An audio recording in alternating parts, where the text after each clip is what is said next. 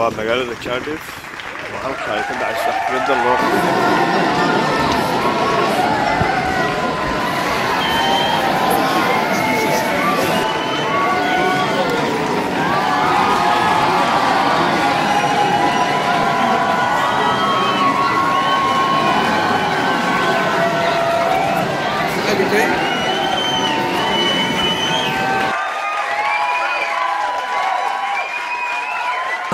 وفرصة عايزين بقى قويها كصوماليات وككل يوم إنجليزي لمانتي قالوا إنك فوق شيء كان متعين لندن برمنغهام ليفربول كودي بعدين سأيضا يثر هيك هذه فرصة فرصة أي أول رمان إن أقول إن محبرسة كان في هاي أقدر يغفر بدل العمر يكون تدا قويها روضة مطلع والصومالية لا إجراء ولا تصير إن اليوم هروس هذا ما تلو مطلع كريميشن xafladan oo ay jaaliyadu soo qabanqaabiyeen ayaa xaflad la doonayo dhalinyarada in lagu kiciyo sidii waxbarashada iyo waalidiintaba si ay u ogaan lahaayeen waxyaabaha ay u baahan yihiin in carruurtooda ka maqan oo ay imika wadamo badan laga sameeyey marka waa maalintii ay Cardiff aad ay ugu soo dhaweysay waalidiinta maanta ka waran waxaan joognaa maanta Cardiff oo nimid إبان أما فلاد آدم من الله سوق القبيلة دhallinyarada Soomaaliyeed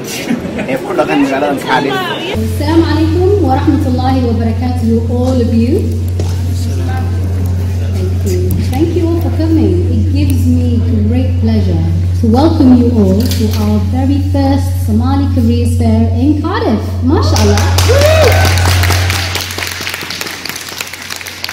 I think to me this is a monumental moment, mashallah. I've been to several careers fairs, which I'm going to tell you about in a minute. To do this in my hometown, mashallah, Cardiff, I always consider in my hometown, is something else altogether, mashallah. So I'm delighted to be here with you all today, to witness this amazing careers fair that I've partaken in. Taken months and months and months of preparation, mashallah, to bring all of this together. And I wanted to start off by thanking the amazing team behind this that was led by our very own Naima Osman, who's the district hub manager for Bhutan. So Naima contacted me many months ago and she said that she's seen some of the careers fairs happening in the other cities and she said, I really want something like this for our youth in Cardiff. And of course, obviously something like this has very much been in demand. So I definitely jumped on. The minute she said, I'm going to lead on this, I was like, definitely, we're going to work together. She amassed a wonderful team together with her who helped her on this. And I want to name out some of the team, inshallah. I hope I don't miss out anybody's name. So Ali Abdi, mashallah, was an integral part of the team. We had Hayat Mistress Mona Chami'a and Habib Fawsiya, who's not with us today. We had Sahra, we had Awal, we had our lovely volunteers, including all the girls at the back who helped set up today. We've had Helen Edgeworth, mashallah, who's worked her socks off to make it a success today. And we had, mashallah, multiple other people in the team who really have worked hard, including Zamzam and many other girls who I keep forgetting the names, who really work together to make sure they bring every opportunity for you today so that you can see what it's like to be in the world of work. Now, I've been asked multiple times, why do you bother with careers fairs? I've been thinking about this for years, to be honest, and this is something I thought was going to be needed in the community. I just did not anticipate that it was going to take on such a life of its own. So for the past 5 years, I thought to myself, what can I do? As a community, we've got lots of kids, and I remember being that kid once upon a time. I remember being lost. I am currently a GP, a general practitioner. I'm a doctor, and I work in Leicester City. And some of you know me already, a familiar face in Bhutan, because I've lived here for the best part of the past decade before I moved to Leicester. And I went to Qabteen High School, which some of you know of, and I went to Cardiff University, so I've been very much part of this community. But it wasn't all plain sailing for me either. And I remember there was a point in time, and some of you may also know, some of my close friends and my mentor, my brother Mohammed Ali would know, that there was a time I was actually very confused. I've not always wanted to become a doctor. There was a time I wasn't sure it was the right path for me. And I remember thinking, I need to see somebody like myself in other fields. I need to speak to other people. I need to find out what other opportunities are out there for me. Because I remember feeling very lost, very hopeless, and thinking that my life needs to stand for something. I need to have a purpose. And for all of us, our parents always say to us, what do you want to be when you grow up? What do you want to do when you grow up? It's not easy to answer that question. Only very few of us, a tiny percentage, probably I'd say even less than 1%, know from such a young age what they want to do. But we always change that, and it's so confusing once you finish your GCSEs and your A-levels. Some of you want to go to university, some of you want to go into the world of work, but a lot of the time you feel like I'm doing it because my friends are doing it, or because I really don't know what else to do. It's a very difficult place to be in for a 16, 17, 18, 19, 20, 21-year-old. You're expected to make a life decision that's going to impact your life, your parents, your siblings, everybody around you, your future kids and your families at such a young age. And I remember thinking that that's an extremely difficult decision to make. So when I was at that age myself, I remember going to the prayer rooms of the different universities because I thought I could connect with the Muslim sisters that were in the Islamic societies. And I remember stalking the prayer rooms as a sixth form student and asking everybody, what is it like to do this, what is it like to do that? And it took me 4 years to get into medical school, but in that time I applied to just about every other healthcare course. I applied to OT, I applied to dentistry, so I was really a dentist. I applied to radiography, and I applied to so many other things. I was just a lost and confused child, and I needed that guidance. So it's not plain sailing. I know it's easy to say, oh, she's an accomplished doctor, but it was not plain sailing for me. And I see that in my younger brothers and sisters nowadays. There's only so much you can do to talk to them. The world is exciting, you have all these opportunities. But it's not easy for a child who has to make that decision. They don't see that. You've spent your time, you've given up your Saturday, you've given up your weekend, which is very precious for a lot of us professionals and working career people. And you've come from other cities, out of your own time, out of your own pockets, to be able to connect with a community that some of you have never been to. That in itself, wallahi, is the most heartwarming thing, and that in itself deserves a massive round of applause. Thank you to all our professionals. Right, I'm not a massive fan of public speaking, so I'm going to wrap it up now. We have an amazing, amazing panel with us today, and I'm so excited to hear them speak, and I'm so excited to hear their stories. I know all of them, some of them actually. I've met Ahmed today, but they all have a unique story of their own, and there's some examples of brilliant cases of how as Somalis we can beat the odds, work against any challenges that are thrown our way, and use our difference, the fact that you are unique because of who you are, where you come from, and your experiences. That in itself can be a catalyst for your own success. It no longer is a hindrance. So I want to start off by introducing our very own first ever Labour councillor for Bhutan and South, Councillor Said Ibrahim.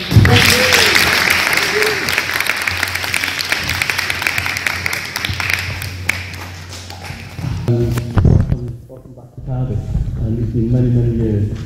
It's good to see, and you have given something back to Cardiff, and I think we're going to cherish it and move on with it, to be honest. It's been a fantastic event today. I think I'm going to go back and forth from English to Somali, so we can incorporate some of the parents in. Assalamu alaikum wa rahmatullahi wa barakatuh. Waxaan ahay anigu nin dhalinyaro ah oo magaxaafadda ku koray. Dhallinyaradan maanta isku tirinayaa. Waayo halkan baan doonaya inaan idhaahdo waxaan ka mid ahay dhallinyaradan panelka fadhida. Markaan in yar aan idinka sheekeeyo wixii aan ku soo koray markan yaraa. Like yourself, some of you young boys and girls, I grew up in Bhutan. Growing up in Bhutan is no different to what it is now, to what it was 20 years ago or 30 years ago. The difference is now is the choices that you make. The choices that you make is what determines you to where you need to be as you grow older. You are given opportunities like everybody else. You are not rejected to go to college. You are not rejected to attend and do your GCSE. You are not rejected on your A-level. You are not rejected on anything that you want to do. I was fascinated to see this afternoon the number of professionals from your community that was sitting here. And a lot of them were on this panel. And I think it was that made me think, I wish we had something similar to this 20 years ago. I have seen a number of job fairs over the past 25 years. and I've never ever seen a job fair like it. And I can only thank the team, Naima and Samira, for heading this team to make it happen. And the reason why I think Naima and Samira know the community, and they realise the shortcomings and the gaps that needs to be fulfilled. And it's always important to have people in your communities that understand the needs.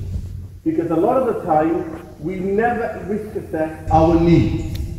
We often discuss and say, oh, we can't do this, or something has happened. But when we've got people in our communities that are willing and sacrifice their own time and to put something back into you, then you have to think yourself and say, how can I in 10, 15, 20 years time do the same for that community wherever you are in this city or in this country? Particularly if I just go into politics a little bit, which is I think as a community, we need to understand how politics can play in your communities and your lives. A lot of people often, like me, I used to think, politicians, they come and go, they knock my door every 5 years. I'll give you a prime example, a little example I'll give you. This building here, 2 years ago, was underused. It was sitting in an education department which had its own remit, which is only to open 3 evenings a week, and that was it. When I got elected, one of the assessments that I made is to look at buildings in my constituency and how the community can utilise the buildings. I've knocked many doors in the council. I had to, sit down with officers. I had to explain to them where View Town is to start off. Because if you don't speak, you don't get. You have to understand. If you don't speak, you don't get. And some of the things that I've said, I want somebody to go and do an assessment on this building. I knew what my agenda was. My agenda was to give this building back to the community, where it belongs.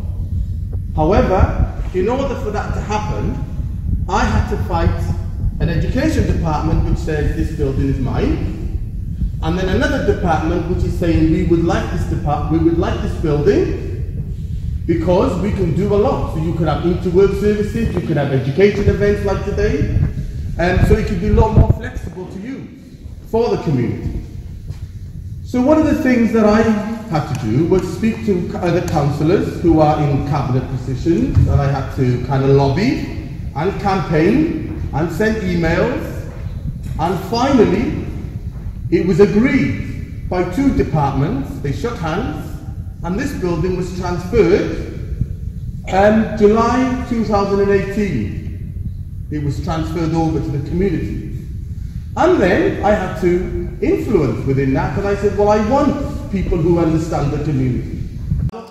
قصة وإن ويديسان واحد بهنتي ما هو واحد شخص هو بهني وقف فيني يراهنا أنا بحنو بهنا كلية واحد لكن مجتمع وهو بهني إن لو يدي يقف وأي حد أنا لو يدي وواحد عمقا وواحد ما هذا طبعا دلنيرada badan ee halkan wada joogtaana intooda badani waa dad Cardiff maanta ku dhashay waa dad Cardiff sii joogaya wixii noolaada insha Allah laakiin waxa looga baahan yahay in waalidiintu ay la shaqeeyaan waayo haddii aan la wada shaqayn oo aan la ogaanin hooya waxay odhanaysaa ilmahayga waan u baqayaa markuu 14 jir gaaro hooyadu iyo aabuhu waa inay yahda markuu qofku 4 jir yahay ayaan u baqaya oo halkaa campaign-ka laga galaa sidii xaafadda loo hagaajin lahaa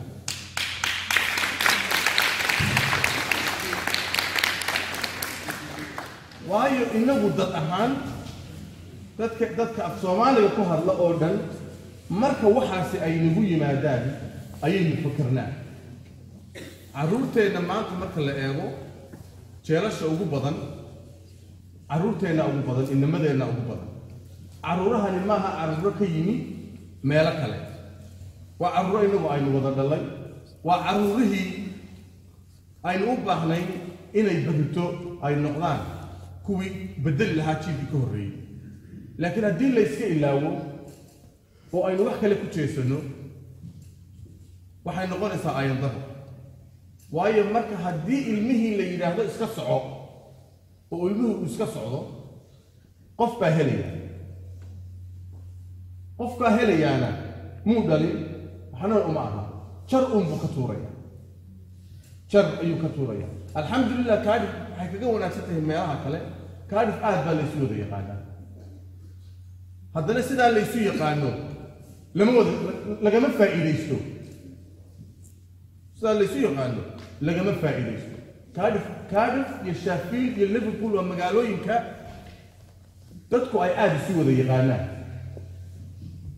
وواحد وحلا يسوي ذي هاي وايد ضدكي هوري وضياشي هوري وهالبي خوسه وذدقي مرة قف ولا وقف كي وكالي أي تفهمني كهاي مرة ضدكي فهمني بيوضع الله لكن لقى موضع الفائدة يسوي وإن أجانا إن مدينة يهبلها لوصنا يا وضوء أي مرة وضوء يكام حكم ذا وضوء يكام حكم ذا إن أي مركز ذا وقاعدين إلى حق ليه وحي أي دنيا كولج هو كارف الفيل كولج حافظ إنه فيها ويرتهي أنت قف عهورة دلنيرة هل كان جالسا كان مع الويلان أروتي مركز شقوي كان عديه هلان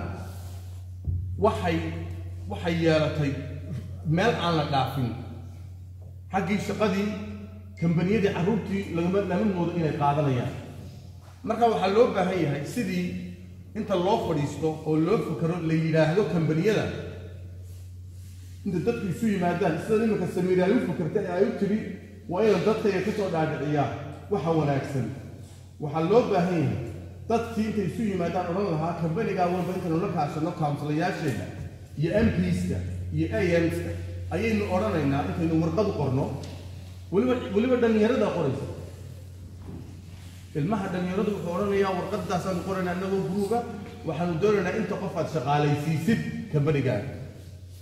kambaniga khasab weyn inuu kusoo jawaabo marka hadduu soo jawaabo isagoo aan waxba haynina wuu dib uu fakarayaa wax waliba marka waxay u baahan yihiin in aynu tartiib aynu u samayno laakiin waxaa loo baahan yahay dadkii arrinta samayn lahaa wax nayloo diidan yahay ma jirto wax walba waxaa loo baahan yahay kartidii lagu keeno haddii maanta la yidhaahdo waddankeeni waxbaa loo baahan yahay maalinba intaynu 10 qof isku raacnay guri walba qaraacna waaynu lacag soo ururinaa waaynu u dirnaa laakiin waxaa loo baahan yahay carruurtan wixii loo qaban lahaa weliba hablaha marka xagga shaqooyinka timaado hablaha waayo maadaama xijaab sitaan oo ay iyagaaba aad loo sii diidan yahay marka waxaa loo baahan yahay sidii loo odhan lahaa in meel kasta wax laga helo dumarka shaqaha la siiyo waa inaad iimayla noo soo dirtaan kaada imise qofoo dumara ayaa Cardiff Council ka shaqeeya mashallah we had our Labour councillor speaking both English and Somali always a skill mashallah telling us about some of the issues mashallah we have our amazing brother who is our first ever Labour councillor and he would be ashamed if we do not use him as a force of good of change for the community. I know for years and years while I lived in Bhutan, we talked about how Bhutan was deprived, Bhutan needs this, our children are this, they're standing on the streets. I come back 10 years later and it's still the same issues. Why? We've got a... Can you hear me? Can everybody hear me? Good. So the idea is to make sure that we lobby our interests. This is the first step to representation in politics. You can all be this, you can all become prime ministers, you can all become ministers. You can all become activists in your own rights. It's an amazing job. You need to start by being activists within your own local communities, within your homes, with your little brothers and sisters, with your friends, within the docks. Lots of issues. We're always complaining. It's about time we take action. So thank you so much, Wallah, Jazakallah khair, for these wonderful words of wisdom. Right, up next we have a wonderful speaker. She has become a very good and close personal friend of mine over the last year. She is a highly accomplished accountant, a very young person, mashallah, on the panel, the youngest on the panel, I think.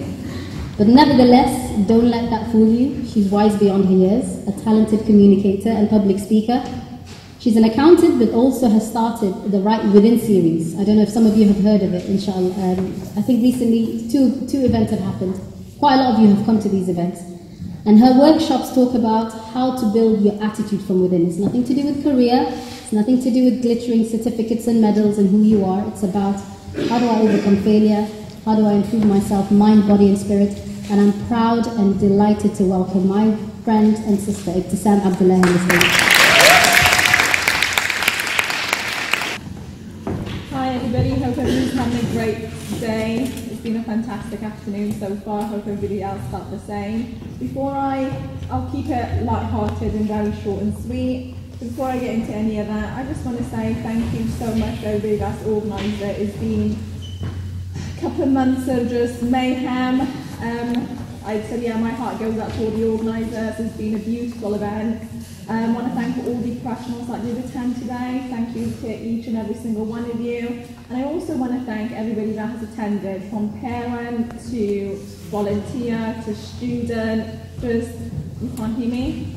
I think it's falling down. It's really heavy to talk about. Is this better? Yeah? Okay, so thanking everybody that has attended today, from parent to student to volunteer to professional, because this would have not come to life without you being present. So give yourself a massive round of applause.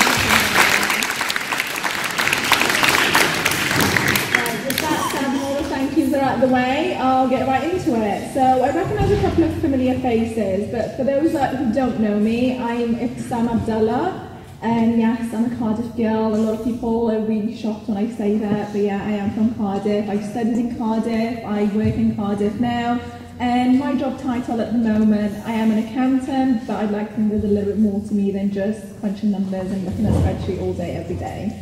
So when being initially asked to be part of the panel, I didn't want to do the typical thing of let me take you through my career, let me be a little bit boring, because, you know, accounting is a little bit boring. There's money in it, but hey, it's a little bit boring. But I wanted to give you a quick story. Took me a little bit of time to come up with this particular story. So I studied I did my GCSEs in Cardiff and I did my A-levels in Cardiff, and I would say I was pretty academic, so I didn't have any problems with GCSEs, I didn't have any problems with A-levels. And then I started university, and that was a different ball game. I struggled, guys.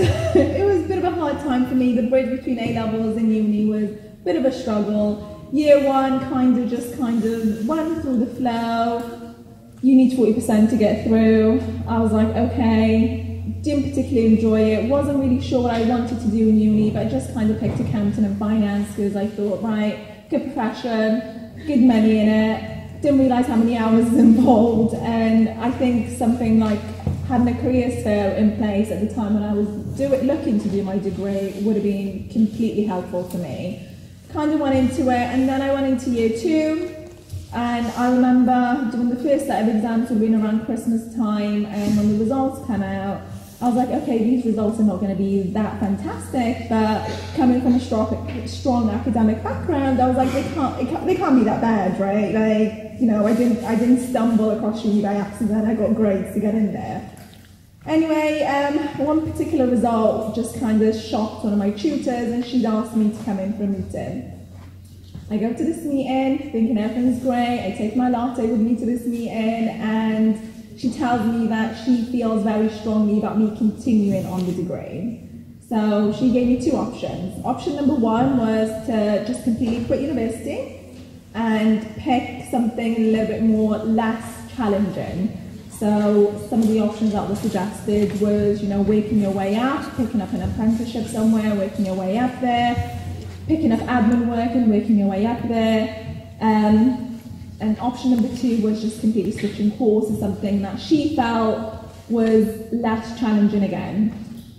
Anyway, I remember thinking, right, I'll have a think about it, and walked out of her office. At this point, guys, I was 19, just like to point that out. So it's a massive shock to hear whether you're 9, 19, 29, 39, that you're not good at anything. But, you know, at 19, you're still a young child. And I remember waiting for my mum to come home. And everybody that knows me, I'm extremely close to my mum, from being a young child, young girl, to a teenager, to an adult. Anytime I have a bit of a problem, I'm like, I'll wait for my mum to come home to Cardiff, because she'll fix it all, right? So anyway, she comes home, I explained the situation, and she said to me, what do you want to do? Took a moment to think about it, and I was like, well, I'm going to change course, right? Because that's what she told me to do. And she was like, okay, that's what she told you to do, but what do you want to do? And I was like, I'm going to change course. So she was like, fine, you can change course, but are you changing course because that's what you've been told to do, or because that's what you wanted to do? And that's when it really sunk in for me. That's when I realised that people's limitations and what people think, because this woman was most probably just doing her job. I'm not going to get on stage and victimise myself and think, oh, you know, I didn't get the best of treatments because I was this and I was that. My grades were slipping. So I decided to go back to uni and tell her that I will stick to the course, continued on the course, did great at my final years, and managed to secure a graduate role 2 weeks before I was actually, so I started working 2 weeks before my graduation day, and thoroughly enjoyed working there. But that story will always remain with me, because that is the first time I've ever realised that, hey, people's limitations are not on me, so what anybody thinks of you and your capability, that you've got to remember that they don't understand. I promise this will be short and sweet, and that is my story. So thank you very much for listening, guys.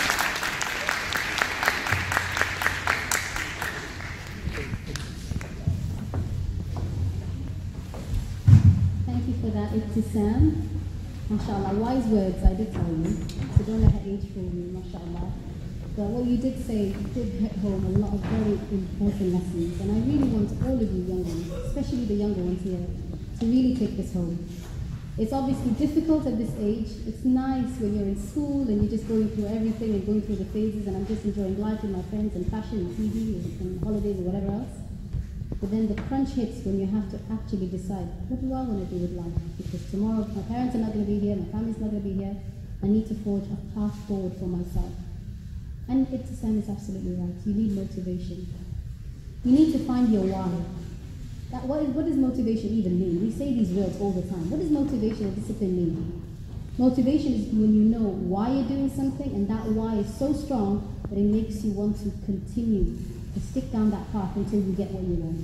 So if you're motivated to eat healthy, if you're motivated to become a doctor, if you're motivated to become successful in the business, you need to remember, why do you want to become successful? Why do you want to become healthy? Why do you want to become this or that or the other? And that why is what's constantly going to help you throughout the days, the months, the weeks, the years, and you're consistent at it. So ask yourselves. I think a really good exercise for all of you young ones would be to keep a diary. Go home today, get yourself a fancy diary, get Abul Hoy to buy it for you, whatever it is you want, and write in there, what do you think you want to do with your life? And I'm not just talking about careers. Careers is part of it. Talk about where you see yourself in 10 years' time. What kind of house, what kind of area, what kind of city, what kind of job, what kind of family. What makes you happy? Write it down, and then write down your why. And look back at that in 10 years' time. It'll be really interesting to see if you've managed to work towards it. When you put pen to paper, for the first time, you start to visualize what you want to do. When you visualize, that will be the first time you'll be able to think, all right, since I now know I want to get there, what are the steps towards it? And I think that is one of the key lessons I learned from Ibtisam's speech today. I remember school and universities were some of the hardest, most challenging times of my life. I'm chilling now, alhamdulillah, I'm living a good life now, I'm telling you right, I have never felt more free in my entire life. But those years were very important, as challenging as it was. There were tons of tears, tons of sleepless nights, tons of, am I really good enough? Am I really going to get there? Why am I doing this? Why am I putting myself through this? Life's too short. There's tons of self-doubt, tons of angst and anxiety. And it all happens, and it's important to speak about these things. But they're all character building. It's necessary to go through it, otherwise you won't be strong adults and strong human beings, because life will always throw challenges your way. But constantly go back to your why. Go back to your why, go back to what you want to do. Inshallah, make lots of prayers and du'as and you'll get there. Anyway, I'm not going to go on and on. Our next speaker is somebody who's very dear to me. my brother, I always call him my brother, is he really a brother? But he's somebody who's coached me and mentored me since the age of 15, since I first came to the UK, all those years ago, many, many years ago. I'm not going to tell you my age.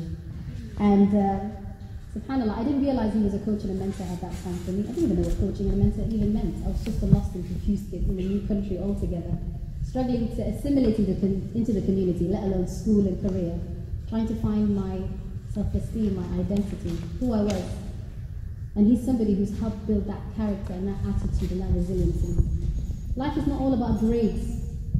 You need to build yourself from within, and you need to find those people who will help you to do that. And he certainly was one of those key players in my life to help me build. My brother Muhammad Ali is a life coach, a transformational, motivational speaker, a qualified personal development coach, as well as a mentor for many, many of you. I think a lot of you he would have had some role to play in your life, certainly did in mine, and he continues to do this on a voluntary basis out of the kindness and generosity of his heart and his amazingly generous spirit. So I'd like to welcome to the stage my dear brother, Muhammad Ali.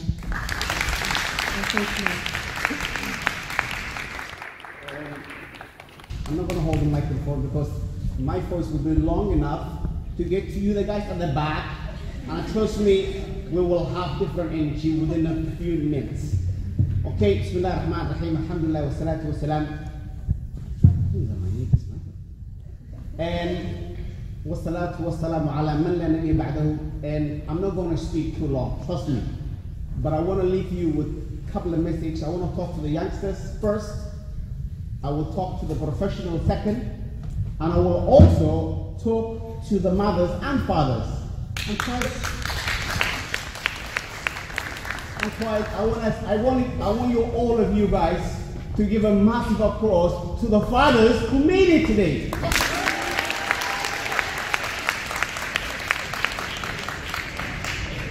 Because usually when I go places that I talk to people, trust me, I don't see fathers. Okay. I'm going to speak both languages, okay? I was born and raised in Africa, so my Somali is on the right track. My English, the accent is not the best. When I'm in England, they tell me you've got a Welsh accent. So when I'm in Wales, bro, you think, what accent is that? You decide. Okay, I honestly, first and foremost, I thank Allah subhanahu wa ta'ala who made us all here today. And if it's not him and his wisdom, the great wisdom, we wouldn't be here today. So it's nice that we remember we are blessed that Allah brought us all here today. And honestly, when I had a first conversation with Samira back 2017, I was blessed that actually, I was there for the first, Somali Careers Fair. Is that correct? Yes, I was there, and I was honored to speak to the parents in Laroda Lokodonda. I was switching back and forth. Then they thought I was a little bit fresh when I spoke English. But later on they realized I can really speak of it. So I want to talk to you guys. I want to also thank my colleagues. Some of them, I just met them today. I always see them on TV. These guys are celebrities. Honestly, I don't do for celebrity. I just want to help as much as I can. Whenever I can, they said you can take the horse to the water, but you cannot make the horse drink the water. Okay? You can try to help as many people as you can. Some people might not take your help, even your own ones. Sometimes it could be anybody. Somebody you're familiar with, somebody you know, but we need to change how we are approaching to them. Okay, as far as the youngsters is concerned, you had an opportunity today that you were blessed. There are a lot of the youngsters who didn't hear about this event, who maybe did not come today for this event. But trust me, when you have too many choices, that sometimes you spoil choices. And you might not know, shall I do this, shall I do that? Probably when you see somebody who's really attractive and doing some career, you think, I might look attractive when I got that career. Or you might go somewhere else and say, I might do that, or might do that. You will be spoiled choices. But trust me, life is not about too many choices. It's choosing one of those choices, sticking with it, and do some work on it, and go and run with it. then you will go far in life. But when you got too many things you want to achieve, they said Arabs, man arad al-kull faqad al-kull. What are the Arab speakers? Excuse my accent. Who wants everything loses everything. Just narrow down to exactly what do I want. Then know why did you want. And if you don't know how to decide that, please talk to somebody who can. If you don't ask somebody to help you, you will never make that decision. And I feel the professionals will be familiar with that. That's for the youngsters. You gotta know what exactly do you want. When you see some of your friends, they want to do this, they change next week they are lawyers, the week after they're police officers, the week after they're firefighters, the week after they're footballers. It doesn't matter, let them change their minds. You have to know exactly what is your passion. Trust me, I love to do what I do. And believe me, when you do something you love, you will actually don't know you're doing the work. Because you know the footballers, they get a lot of money. Yeah, who wants footballer? Every young person wants to be footballer because of the money. Trust me, but when you do it for the love of football and you get paid for 85,000 to 300,000 pounds a week, a lot of money, even doctors don't get that, do they? Trust me, it's absolutely, this guy is like playing in the park. So you decide exactly what you want, and today that was giving you an opportunity to actually see people in their profession, people who look like you, people who speak same language as you, people who come from your own background, people actually who believe in what you believe in. So don't say that I want to talk to somebody else who doesn't even know. They look at you like, oh, who are you? But now it's your own brothers and sisters and cousins. So please, when you go home, think on your own, sit down and say, what do I really want? Make a decision. Talk to your mom, your dad, talk to somebody you trust, and then establish your reason why. What's your purpose of doing that? When you know your purpose, Mama Ali says, your purpose is greater than your journey. Means when you know why you're doing something is bigger than what actually you're doing. Because then the journey will be sweeter, will be more fun, you will enjoy the journey. But if you don't know your why, I'm very short, guys. What's going on here? I was already short guy. Now I'm becoming shorter. It won't be good for my next act.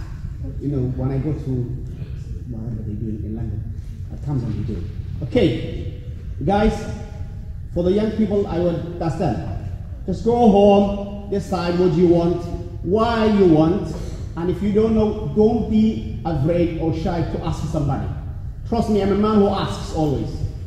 My ma'alim, my teacher, is always sick with me. He said, why do you always ask me a question in the middle of the class, out of the class? I said, I don't know if I want to know. If I can ask, why can you not ask? We all ask for the wrong things. Why don't we ask for the right things? That's for young people. For professionals, I just want to talk to them. I'm okay with time. For professionals, yeah, I go halfway, guys. Is that good in there? For professionals, short. For professionals, honestly, the best thing you could ever do is to give something back to your community. Wallahi, trust me, you might think I come all the way from central London, and when I was coming, you can imagine I was getting more excited every time the tide was closer towards Wales. I was feeling like a Welsh. Okay, and honestly, guys, if you give something back, you will remember that's the best thing you will ever do for your people, for our people. Why, if we don't help ourselves, nobody will come from another alien or another planet and come and help you.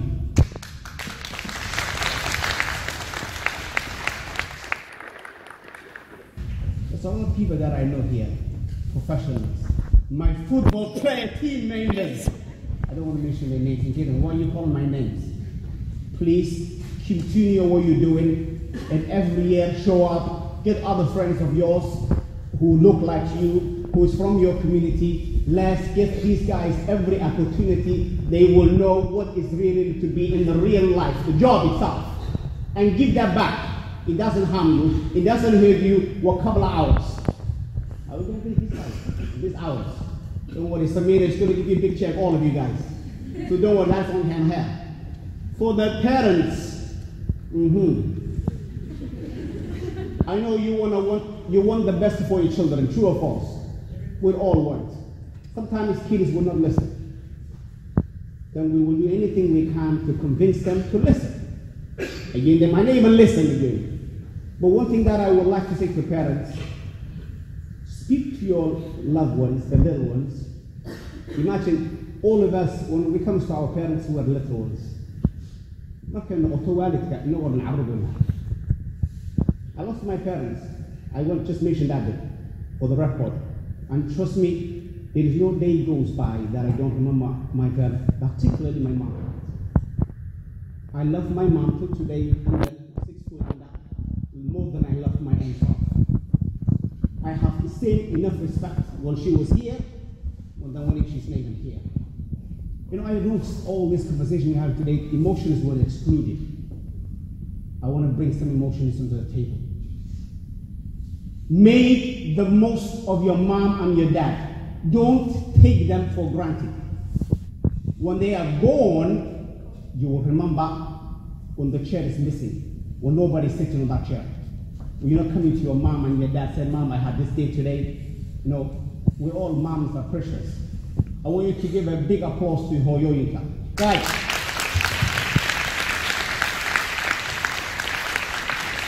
Hoyolan wa about. Trust me. Hoyolan wa about.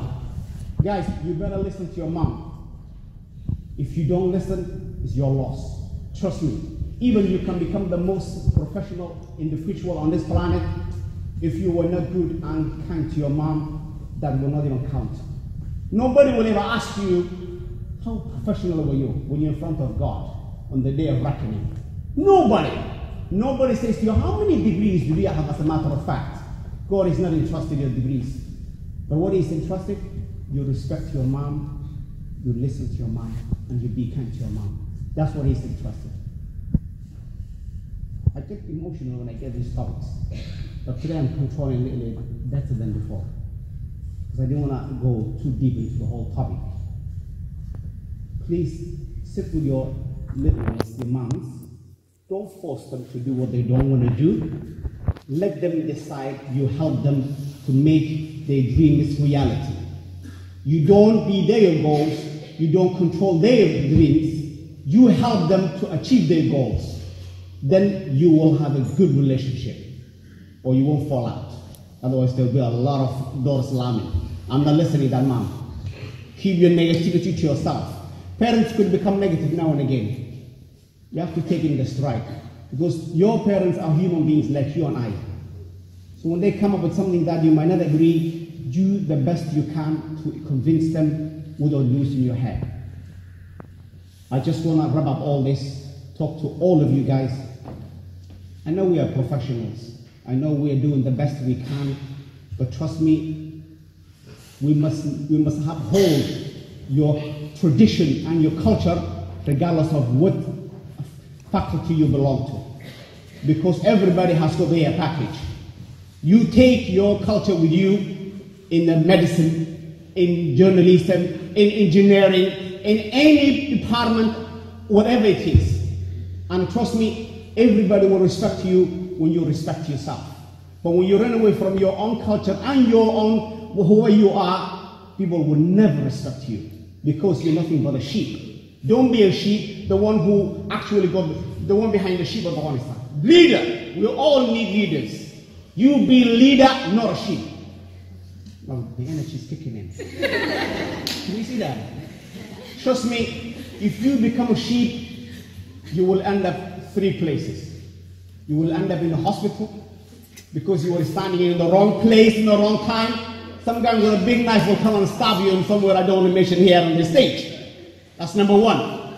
You would be in prison because you were dealing drugs or whatever, because your leaders told you, listen man, you make money. There's no, all these professionals. One guy I was in prison only a couple of weeks ago, he said, how much money do you earn, coach? I said, I can't disclose that in prison in case in case I become what they call it, the hostage. I'm not going to say that. I said, depends how I work. Wallah, he said to me, I make 22,000 pounds a month. What kind of job will give me that money? I said, I scratched my head. I said, I can't remember which year will give it to you. But that I know one thing, you're in prison and you're going to stay for the next year.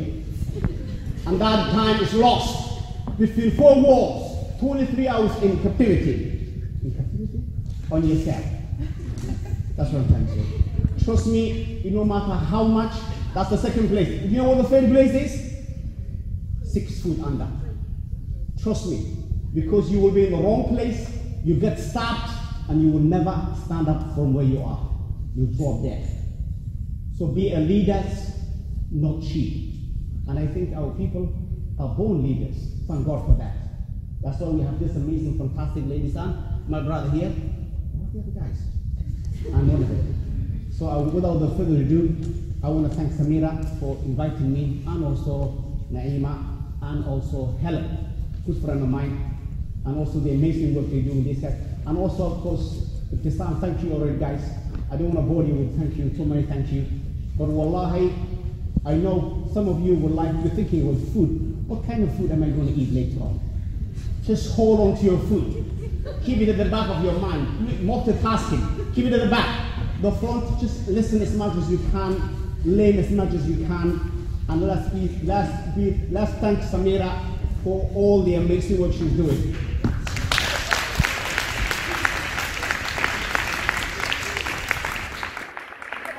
إلهي وبكابا البريكرا وناجا يسمعينكم. My God, so far. I just stayed 15 seconds. Isn't that amazing? So I went honestly too long. I just want to thank you guys for listening, and inshallah, let's stick together. Let us work together. Let us make our community the best community in this country and elsewhere. Let us do whatever we can to help our youngsters, to help them off the street and back to the university and classrooms. And inshallah, they will all do well. And let's make also the professionals, be the best professionals they can ever be.